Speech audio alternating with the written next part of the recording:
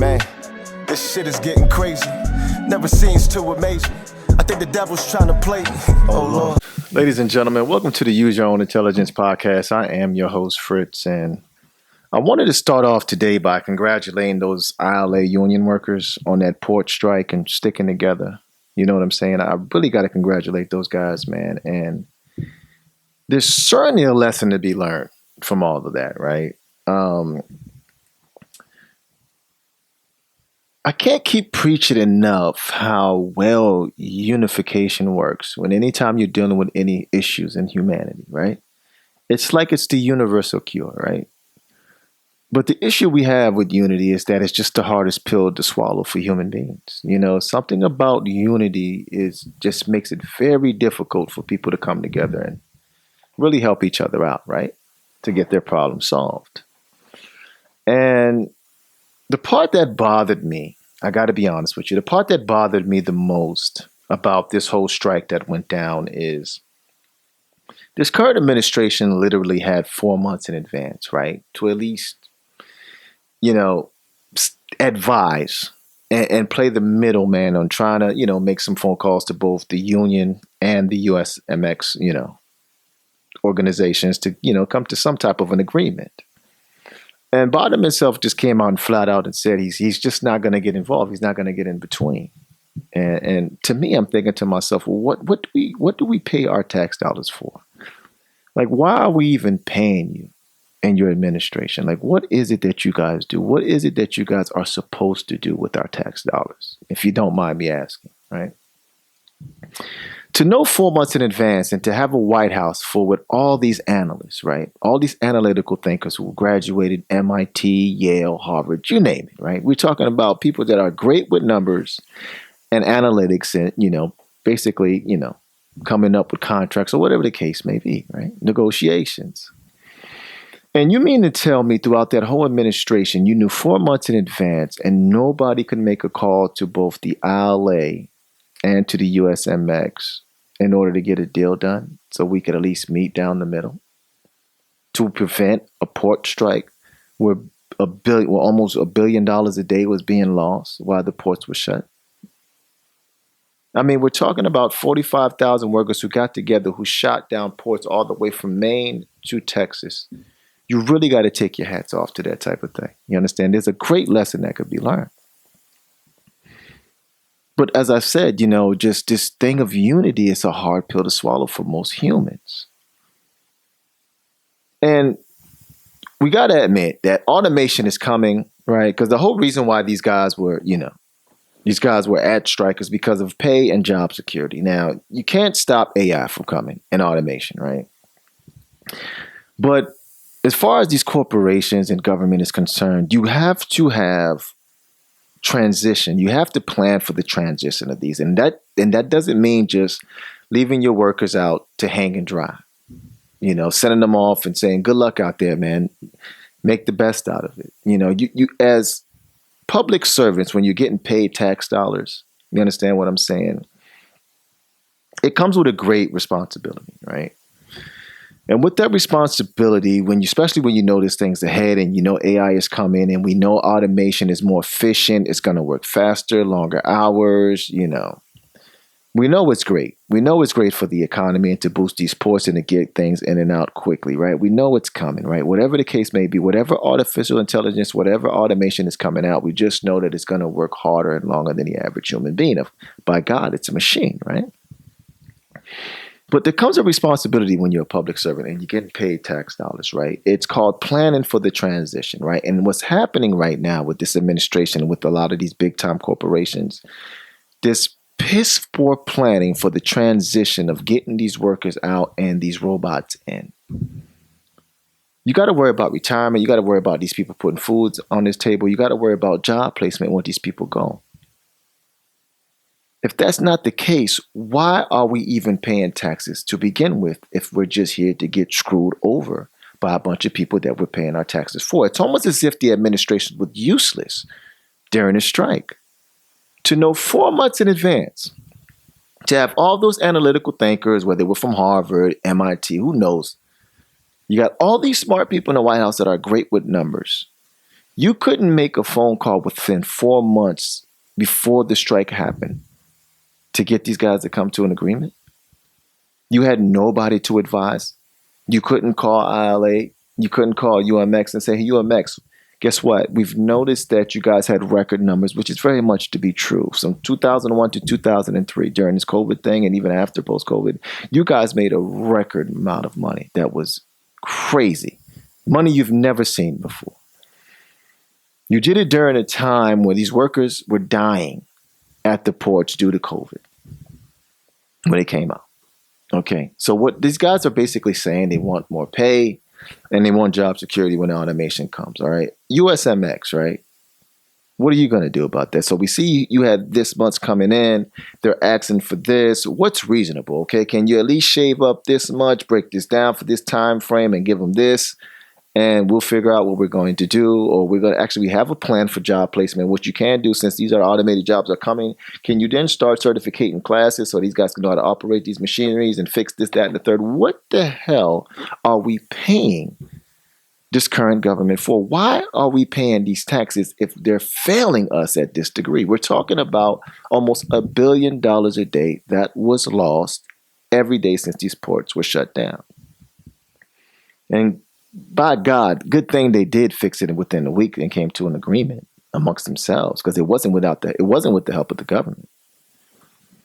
Because if this thing would have went on for weeks and months, you best believe some of us would have been wiping our asses with leads. Because let me tell you something, these shelves would have been very much empty. We've never seen a pork strike before. We really haven't. Not since the 70s, and I wasn't even alive then. We haven't really seen a serious port strikes where literally the port is shut down for months and people, you're not getting your goods. If you don't know by now, everything comes off of a ship. It comes off of a ship, then it gets on a truck, and then it gets delivered to your store near you. Whether it's pharmaceuticals, perishable goods, it doesn't matter. Everything has to come off of a ship. If for something that important, you would think a current administration in the government would at least have advisors months in advance that were advising both camps on what they can do with the numbers that were presented to them. But no, we had a guy like Biden saying the whole time, I'm just going to stay out of it. So thank God in a week, these guys were able to do so. But I got to take my hat off to these guys because they really left a lesson to be learned for America and the American citizens out there on how important it is to unify. I keep preaching every time, it's the lack of unity that's really causing the problems for most of these things that we're seeing in America and just the world alone. It's just so unfortunate that this thing called unity is a hard pill to swallow. I don't know what it's going to take. I remain optimistic. I try to create this podcast to gather like-minded people that wants to see humanity advance in a better place, right? You want to see people that get it, that understand the importance of unity.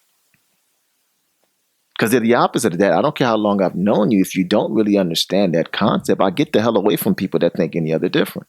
I have to take my hat off to myself. I've done a great job of separating myself from people who do not think like-minded on a positive aspect for the most part. But to see this administration drop the ball that hard, it makes me even question more, like, people, what is it that you see when you run to the booth with a popular vote? What is it that you think you're doing?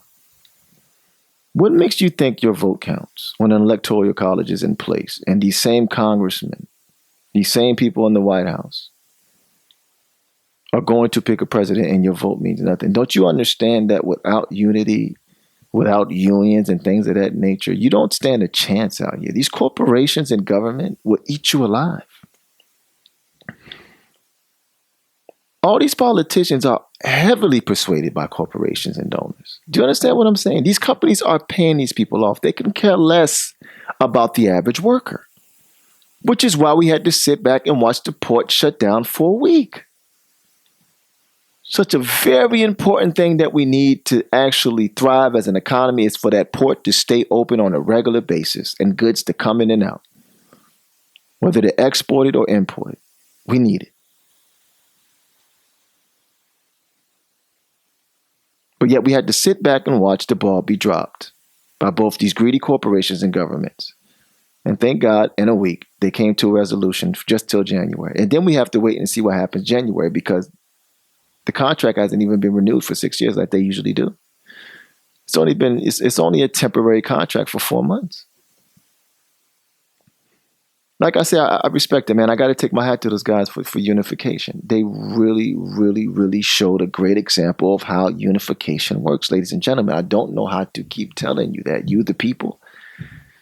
But yet you guys constantly want to put your faith and trust into a government that is proven to screw you over every chance they get. And speaking of unification in this current administration, I want to, switch over from my American to talk to my Haitians for a minute. Whether you're Haitian American or you're just plain Haitian, I want to let you guys know what happened recently. All right. And I definitely got to tell you, I told you so. All right. This Biden administration, all right, will end humanitarian parole program, leaving 500,000 plus migrants, including Haitians, facing deportation unless they secure legal status soon. All right. I'll repeat that again. The Biden administration will end the humanitarian parole program, leaving 500,000 plus migrants, including Haitians, facing deportation unless they secure legal status soon. All right. So for all my Haitians that were speaking ill on Trump for wanting to go away with the TPS program, which is the Temporary Protected Status Program, don't say I didn't tell you so, right? I've been telling you fools since the beginning of this podcast how both Democrats and Republicans are no different when it comes to how they go about handling Haitians in Haiti.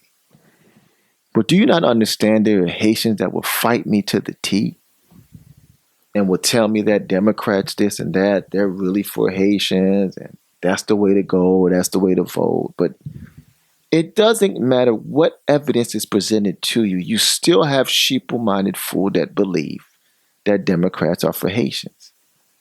Even foundational Black Americans suffer from this Democratic thing where they think the Democrats are for them. But yet, no matter how much evidence is presented, that they are not, and they are no different from the Republican Party. Shout out to Dr. Umar. These idiots don't never get it. It's a sad case. I see why there's a Charlemagne the God preaching about mental health illness, because mental health is really serious. Because I know for sure in the Haitian community, there's a large amount of us suffering from mental health issues. We're damn near insane, a lot of us. The insanity is out of this world. The best way to explain this relationship between Haitians and the U.S. government is battered spouse syndrome. It's a great reference point. Okay, battered spouse syndrome is a pattern and signs of symptoms displayed by a woman who has suffered persistent, intimate partner violence, psychological, physical, or even sexual harm by a male partner. If you just take the aspect of man and woman and just make this into a country-on-country thing, that is exactly what the U.S. have been. That has been that male partner who has been battering mentally, physically, psychologically their female partner. But it's just in a government form. These are two governments. One government has really been beaten up on one country, no matter how you want to put it. And yet we still continue to have Haitians who have faith in the U.S. government and their plans instead of uniting amongst themselves. All right. I keep telling Haitians, there is no running. There's no more running.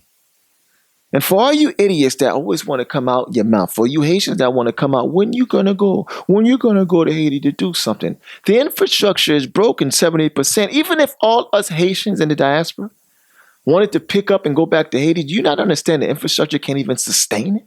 For all you idiots that keep saying go back? If the Haitian diaspora, which is the only hope Haiti has, it's not the U.S. government. Literally, the only hope Haitians have is in the diaspora. And if you are in the diaspora and you came to love your country, and you love it so much and you miss your country, if you do not unify, like I've been saying since the beginning of this podcast, listen closely. If you do not unify and organize a committee amongst the diaspora by the millions, with most, if not all, if all, but not most, if all, if not most of the diaspora registered and willing to fund economic projects in Haiti to stabilize Port-au-Prince, to say the least, Haiti stands no chance. There needs to be a Haitian diaspora committee that is registered by the millions. Diaspora is the only hope Haiti has. It sickens me to see major platforms not aligning together within the Haitian community in order to start this movement, similar to 1804, where our ancestors showed us and gave us proof that, yes, we can unify for a great, significant change. But yet, this unification with human beings, especially in the Haitian community, is a hard pill to swallow.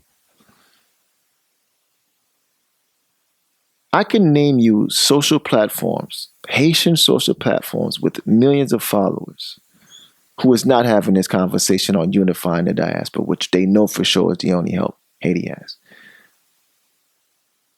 We still have mentally ill Haitians that want to cling on to a U.S. government and put faith into government to do what's right by Haiti after this government has proven over to be a cancer. The U.S. government has proven over and over and over again to be a cancer to Haiti and the Haitian people, but yet we still have Haitians that want to cling on. And we still got, I still have idiotic Haitians in the comment section when I'm trying to preach for unity, when I'm trying to preach for an organization to be built up, that are combating me and telling me to go back to Haiti if I really want to help. When's the last time I've been back? As if the infrastructure will even be able to sustain all Haitians going back. I'm going to explain to y'all. You're going to need to have a Haitian diaspora committee organized by the millions. We're going to have to get all these Haitian platforms. Ladies and gentlemen, if you happen to know or see a Haitian platform and they're not advocating for unification and the diaspora to come together under one umbrella, they're part of the problem. Some way, shape, form, or fashion, you're going to notice they're going to cling for hope in the U.S. government to come do and give Haiti back reparations and money and to come save them. When foundational Black Americans alone are not even going to get the reparations here in America, what the hell makes a Haitian believe that Haiti is going to return what it stole from our banks? What will make you think that France is willing to pay reparations to Haiti? What foolish kind of mindset is that? Are you that foolish enough to think that these European powers want to give back Africa and all the people that they stole from their money? Are you stupid? I cannot explain enough the diaspora is going to need to unify with its people, create an organization, have all the major platforms come together, have conversations amongst each other. Get you some cybersecurity specialists from Haiti. There's plenty of Haitian cybersecurity specialists out there. There's plenty of Haitian web developers out there that can protect this, this registration, this website, whatever the hell it may be. And we can start really registering and raising funds for economic projects in Haiti. And we could at least stabilize Port-au-Prince, to say the least.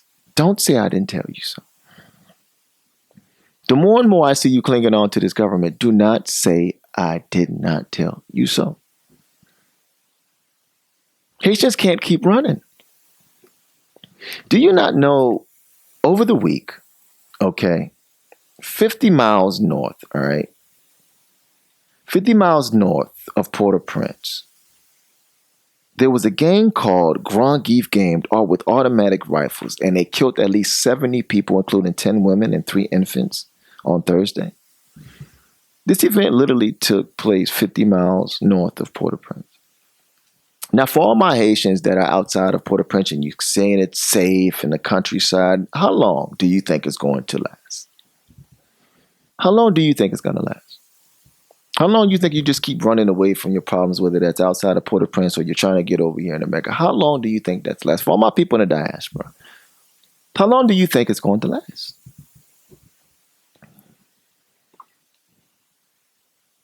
It's not going to last long. Those gangs are only growing. They're only growing more powerful and more stronger. Do you not understand that the current prime minister, right, has yet to sit down with a powerful man like Jimmy Cherizier? Now, you don't even have to sit down for him. There hasn't even been a conference call. Now, for y'all that don't know who Jimmy Cherizier is, Jimmy Cherizier, a.k.a. Barbecue, is what the media in this country and others have labeled a gang member, what to me can also be a revolutionary, if you ask me, in my personal opinion. If you listen to what this guy says, it's a constant reminder. He repeats it for years. No matter what journalist that has come and talked to him, he's very approachable. He's talked to Al Jazeera, he's talked to Vice News, he's talked to AP News, he's had interviews with almost every big news corporation you can think of. They've come down there and talked to him. He's very approachable. He's more of a revolutionary than the game that they're paying him out to be. Very powerful guy who has viva sum, who has managed to bring gangs or militias together and organize as one, which is why the current administration in Haiti, the current government in Haiti is having hell. This guy's very powerful, and he's been able to unify gangs, or whatever you want to call them, to be on one accord. And you know what? One thing that I can agree on him that he always says, there has to be Haitians at the table. He does not want foreign affairs at all involved in the negotiations. Do you not know, with that knowledge alone, Prime Minister Gary Conille has not at least made a conference call to him on how we can at least cease fire to allow these kids in these schools to be opened back up, for these kids to go back to school, so we can allow these hospitals to start running again? Because if it's a man that can do these peace talks and persuade these gang members to stop the violence, Jimmy Cherizier is your guy. If I'm the Prime Minister, Gary Conille, I'm making that phone call. I want to talk to you, Jimmy. Haitian to Haitian, I want to talk to you. I don't want to talk to the U.S. government. I don't want them in our business, because we know what that has gotten us time after time after time after time again. We know what it's gotten us. So why would I want to play that game again? And that's the problem. Unification. It always comes back. The lack of unity is why you see Haitians suffering to this day. It's nothing else.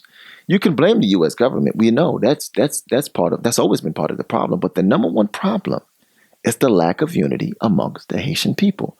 Haitians do not want to sit down with Haitians, no matter how uncomfortable it's going to be, in order to reconcile the differences. So what do you think is going to come out when you have a fellow Haitian member not want to talk to another Haitian member? When they're allowing outside governments to determine what they should do, instead of working things out themselves. It goes to show whatever comes is well-deserved, because you're not learning your lesson. One thing I got to take my hat off to Prime Minister Gary Conille. Recently, he wants the diaspora to be a part of elections. He wants it to be a part of, the investments in the infrastructure and things of that nature. It's the only good thing I've ever heard this guy ever say, that I don't even know if I can trust it, for the fact that he was placed in power by the U.S. government. But it makes perfect sense. It's a step.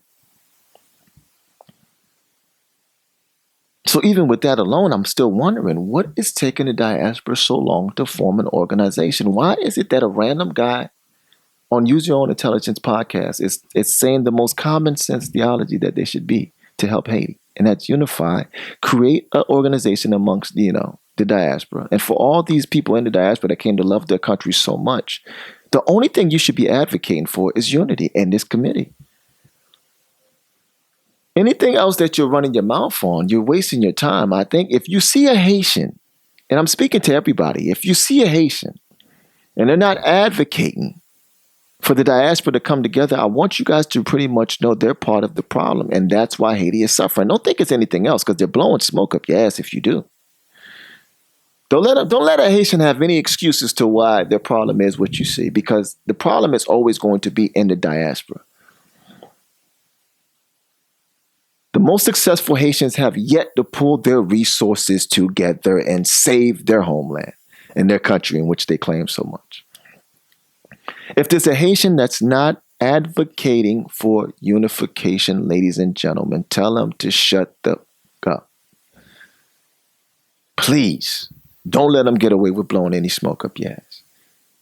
If you see a Haitian making excuses and they're bringing up the U.S. government this, if they're saying anything outside of an organization that needs to pull all the diaspora together by the millions, a movement very similar to what we did in 1804.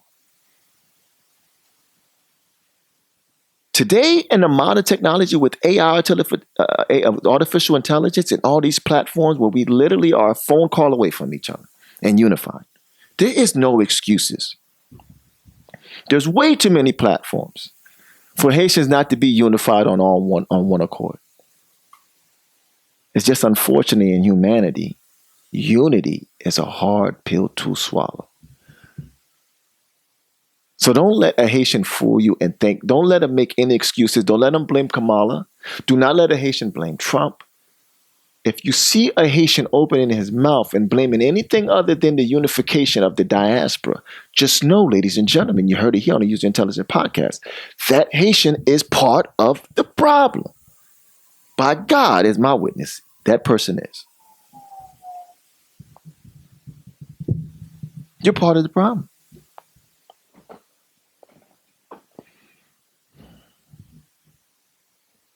And on to my next section. I want y'all to be fully aware of how both America and Russia create proxy wars for the sake of white supremacy. And I will say that again.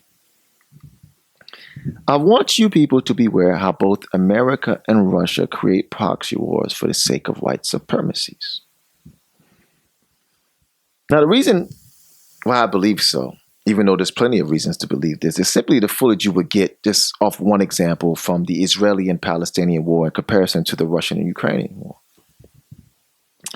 In this war with Russia and Ukraine, you never see innocent women and children dying with images of kids' limbs blown off their bodies. Have you noticed that?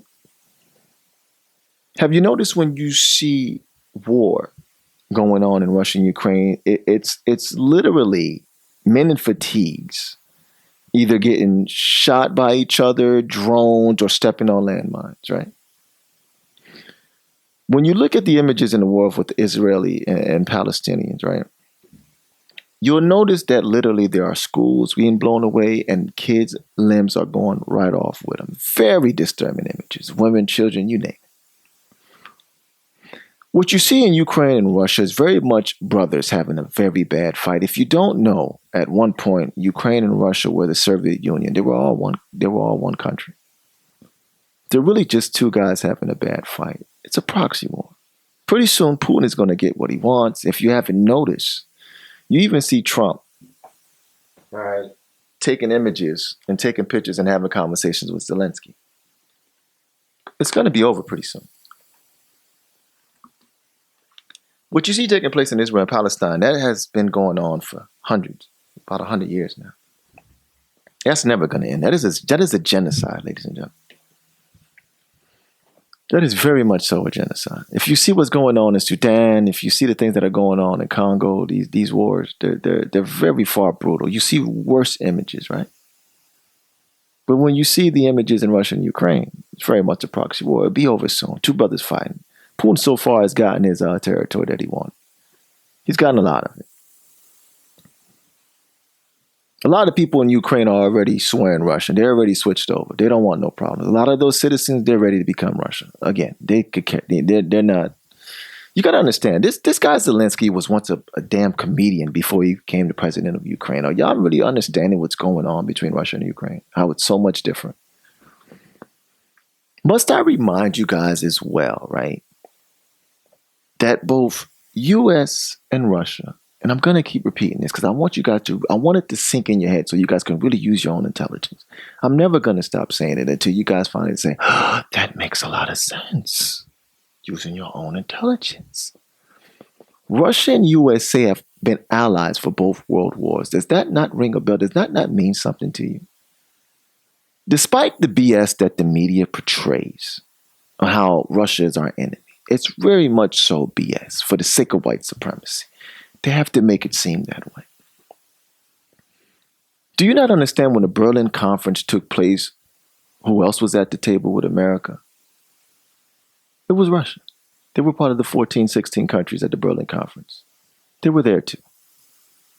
We've always been buddies behind closed doors, despite what the media is portraying. For the sake of white supremacy, please understand that this is a proxy war. These are proxy wars that are being created. They're very good at it. Russia and America are buddies. We would never lay a finger on each other. America would never lay a finger on Russia. Russia would never lay a finger on America. And please don't, just remember I told you so on Use Your Own Intelligence podcast. Just remember, I'm always going to have the bragging rights to say I told you so. Because you're going to see. These recent talks that Zelensky and Trump are having, you don't notice that Trump is coming back? And he's going to be the great white hope. He's going to be that hero. He's going to be the portrayal of how when, you have a strong American leader, the world is at peace again. He's going to come in and after the damage has been done, and America's already gotten their way for 4 years of straight war and chaos, he's going to come in here and kind of calm things down and make it seem like, oh yeah, here comes the great white hype, ladies and gentlemen.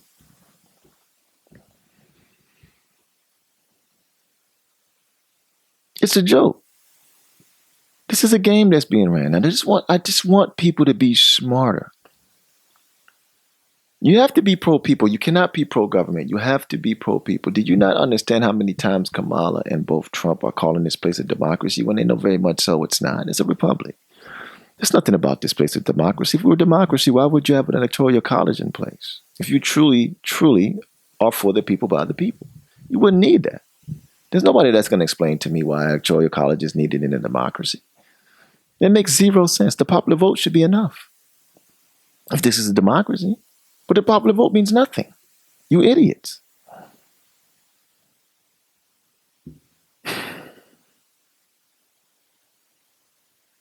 If you don't take away anything from this episode and the things that were talked about, if you didn't take away anything in the common sense that I gave you guys, I can't even break it down more simpler than this.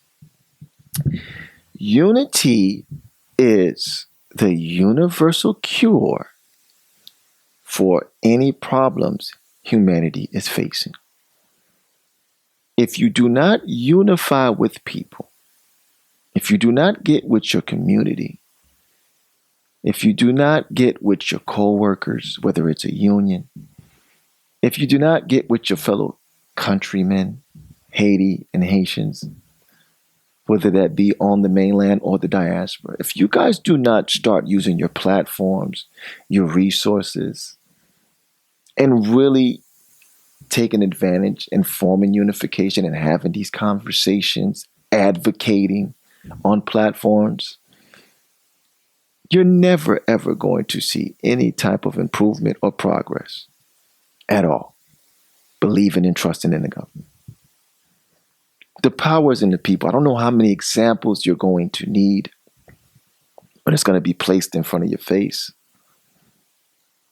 But seriously, ladies and gentlemen, you have to focus on unifying and advocating for it. These distractions that you're doing, that you're getting distracted by, whether it's entertainment, music, whatever, it has to stop. You got to really start stepping up and having these conversations, or else you will suffer. Sheeple is a biblical term. Sheeple have been around. I don't expect anything to change anytime soon, but I do remain hopeful and optimistic. And I do like to create and attract like-minded people that want to see that advancement in humanity. And to see less sheeple and people that are out here really questioning their authority. People with great critical thinking skills. I'm looking forward to it. I really am looking forward to the day I attract a large amount of people, regardless if my life will be at risk. I'm willing to die for that. I don't mind. That'd be a great way to go out if I so-called have to. As long as I knew the job was done and I unified people and the damn deed continued. It didn't stop. I left a great mark. So with that being said, I'd like to wrap this episode up. Thank you guys for coming out and have a great week. Man, this shit is getting crazy. Never seems to amaze me. I think the devil's trying to play me. Oh Lord. But I'm a different type of nigga. Worth about 5 or 6 figures. Once that profit get bigger, you know. I gotta triple up on this cheese. Take a flight right over them seas. Maybe make a trip to Haiti. Who knows? I just know that I have to go get it. And America's looking so hectic. Make you wanna grab the tech by the second. Yes, Lord. How the fuck it come to that? Most these niggas out here rats. And that statement can't be tracked. Yeah, I know. But these crackers is doing the sentencing. In the jail, you niggas repenting then. On the block, you be killing your men again. I know. This system been a trap. This shit must collapse. We ain't about far ways from that. Yeah, they know. We gon' get through regardless. All that small talk so harmless. I'll pop what's under this garment. Whoa. It ain't gotta come to that. Niggas been for peace till I proceed and really state the facts. These fuckers can't stand the fact we black. Jay Blake caught 7 to the back. And then I caught Aubrey with some armory, tryna run the 4 flat. I'm tryna keep my sanity intact, but the shit is getting deeper. Every time I watch the news, it's some white dudes playing like the Grim Reaper. Nigga, I ain't never been a sleeper. Rest in peace, Breonna Taylor. But I swear to God, you touch my doorknob, your niggas gonna meet your maker. This country getting faker. They gon' tryna outdate ya. For the immortalized, they gon' prophesize. You ain't gotta speak the nature. Just when you caramelize, it's when they see demise, it must be second nature. You can do us all a favor. Go ahead and catch the vapors. Act civilized and match your eye for eye, cause there won't be no one to save ya. And I'm a lovable type of neighbor. Might run you a couple of favors, but when you cross the line is when I see divide. I ain't forgiving you like your savior. Is you loving this type of behavior? I'm just a man, I ain't trying to persuade you. Hey.